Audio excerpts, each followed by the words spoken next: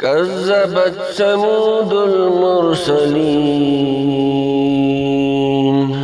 إذ قال لهم أخوهم صالح ألا تتقون إني لكم رسول أمين فاتقوا الله وأطيعون وما أسألكم عليه من أجر إن أجري إلا على رب العالمين أتتركون فيما هاهنا آمنين في جنات وعيون وزروع ونخل طلعها هزيم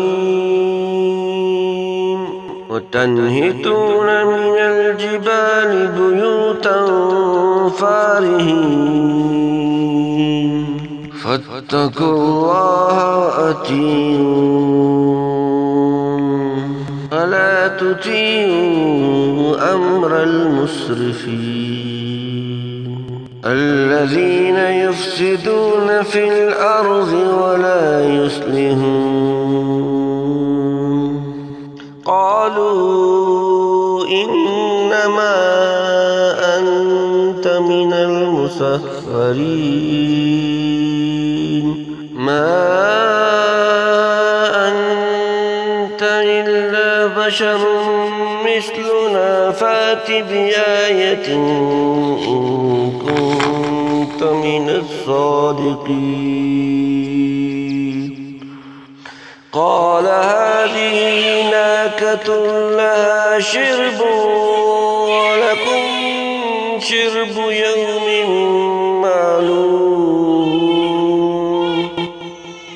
ولا تمسوها بسوء